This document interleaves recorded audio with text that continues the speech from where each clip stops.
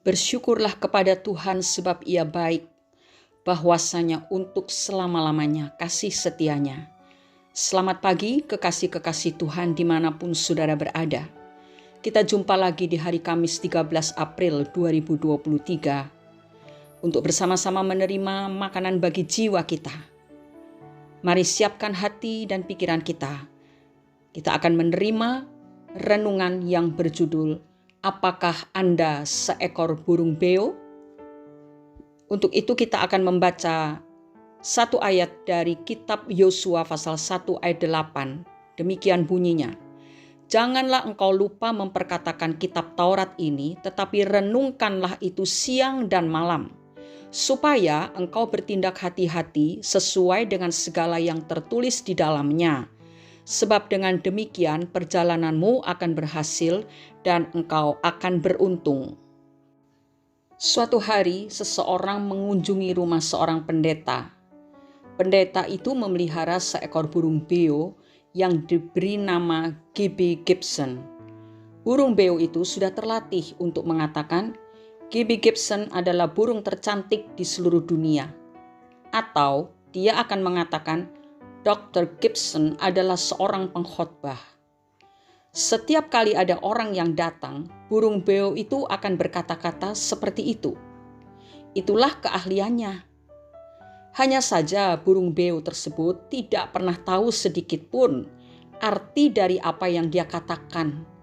Dia berkata-kata berdasarkan hafalan saja. Judul renungan ini, apakah Anda seekor burung beo? Adalah sebuah pertanyaan yang terkesan menghina. Tetapi, bukankah sikap seekor burung beo memang sering ditiru oleh banyak orang percaya? Sikap tersebut adalah hanya bisa meniru dan menghafal tanpa mengerti makna dari apa yang dilakukan dan apa yang diucapkannya. Banyak orang percaya yang pergi ke gereja, melakukan kegiatan kerohanian, dan membaca Alkitab hanya karena ikut-ikutan saja. Mereka tidak benar-benar tahu makna dari apa yang mereka lakukan. Mereka tidak memahami firman Tuhan yang mereka baca. Yang lebih berbahaya lagi adalah mereka menjadikan apa yang dilakukannya dan yang dibacanya menjadi sesuatu yang mempunyai kekuatan magis. Sebagai contoh, seorang percaya datang ke gereja setiap minggu untuk menghindarkan diri dari kemiskinan. Seorang percaya membaca Alkitab setiap hari supaya tidak diganggu setan. Di sini persoalannya bukanlah seberapa banyak kegiatan yang dilakukan dan ayat-ayat firman Tuhan yang dibaca. Persoalannya adalah apakah seseorang benar-benar menghayati apa yang dilakukan dan dibaca. Kepada Yosua, Tuhan memerintahkan supaya dia merenungkan firman Tuhan siang dan malam, bukan sekedar membacanya saja. Merenungkan berarti membaca, menghayati, dan menyimpan di dalam hati. Bukti dari merenungkan firman Tuhan adalah hidup orang tersebut akan berdasarkan firman Tuhan. Maka tidaklah mengherankan kalau orang yang hidupnya berdasarkan firman Tuhan, maka dia akan bertindak hati-hati, tidak gegabah. Dan selanjutnya dia akan menjadi orang yang berhasil dan beruntung di dalam perjalanan hidupnya. Saudara, kita tidak bisa mengingkari hal ini. Kita harus yakin. Dan tentunya banyak yang kita lihat kehidupan orang-orang percaya yang tidak berdasarkan firman Tuhan, maka keberhasilan dan keberuntungan biasanya menjadi jauh dari hidup mereka. Tetapi orang yang sungguh-sungguh paham, sungguh-sungguh menyimpan firman itu di dalam hati, maka hidupnya berdasarkan firman Tuhan dan dia berhasil dan beruntung. Di sisi lain, kepada jemaat di Kolose yang kita baca dalam surat Kolose pasal 3 ayat 23. Apapun juga yang kamu perbuat, perbuatlah dengan segenap hatimu seperti untuk Tuhan dan bukan untuk manusia. Paulus menasehatkan kepada jemaat di Kolose supaya mereka melakukan segala kegiatan pelayanan dengan tujuan untuk memuliakan Tuhan.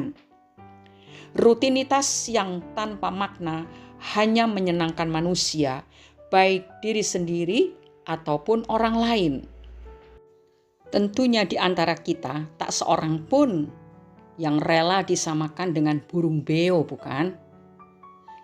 Oleh sebab itu, mari lakukan kegiatan kerohanian kita dengan sungguh-sungguh. Jangan hanya ikut-ikutan saja. Jadikan kegiatan rohani itu sebagai sarana untuk memuliakan Tuhan, bukan untuk mendapat simpati manusia, bukan juga untuk membuat kita berada di zona nyaman karena merasa sudah melakukan kewajiban sebagai orang Kristen. Baca firman Tuhan dengan serius. Jangan hanya menghafalnya, tetapi pahami dan hayatilah maknanya. Dan jadikan firman Tuhan itu sebagai patokan bagi kehidupan kita. Sebagai orang Kristen yang mengerti makna dari kekristenan, sehingga hidup kita berdasarkan firman Tuhan, maka dalam pekerjaan kita sehari-hari di dunia bisnis, dunia kerja kita, sesuai dengan profesi masing-masing, kita juga bekerja dengan sungguh-sungguh. Dengan demikian hasilnya akan baik dan nama Tuhan dipermuliakan lewat cara kita bekerja. Mari kita menghidupi kehidupan kekristenan kita dengan sungguh-sungguh, bukan hanya dengan ikut-ikutan. Itulah yang menyenangkan hati Tuhan dan yang menyebabkan Tuhan tidak sayang untuk melimpahkan berkat, keberhasilan dan keberuntungan bagi kehidupan kita semua. Mari kita berdoa. Bapa di surga, kami mengucap syukur pagi hari ini Engkau memberikan kesempatan bagi kami untuk mendengarkan teguran dari firman-Mu. Kiranya firman Tuhan bekerja dalam diri kami, membenahi segala sesuatu yang tidak benar di hadapan Tuhan. Kami mengakui seringkali kami juga terjebak dengan rutinitas tanpa tahu makna dari apa yang kami lakukan dalam kegiatan rohani, juga dalam kegiatan jasmani kami sehari-hari. Ampuni kami Bapa, karena dengan demikian orang lain tidak bisa melihat bahwa hidup kami ini berdasarkan firman Tuhan. Karena kurang lebih kami sama dengan orang-orang dunia. Tetapi pagi hari ini kami persilahkan Roh Kudus mengerjakan hidup kami. Kami mau belajar untuk memahami dengan benar firman yang kami baca. Kami mau merenungkannya dan menyimpannya dalam hati sehingga itu nampak dalam tingkah laku kami. Kami hidup berdasarkan firman. Kami bekerja berdasarkan firman, yaitu bekerja untuk Tuhan, bukan untuk manusia. Supaya nama Tuhan dipermuliakan lewat kehidupan kami masing-masing. Terima kasih Bapa, Engkau telah memberkati kami, Roh Kudus memberikan kekuatan, firman-Mu menyatakan kesalahan kami dan memperbaiki tingkah laku dan karakter kami. Di dalam nama Tuhan Yesus Kristus kami sudah berdoa dan mengucap syukur. Amin. Memahami firman Tuhan, hidup berdasarkan firman Tuhan, bekerja untuk kemuliaan Tuhan, maka kita menjadi orang-orang yang berhasil dan beruntung.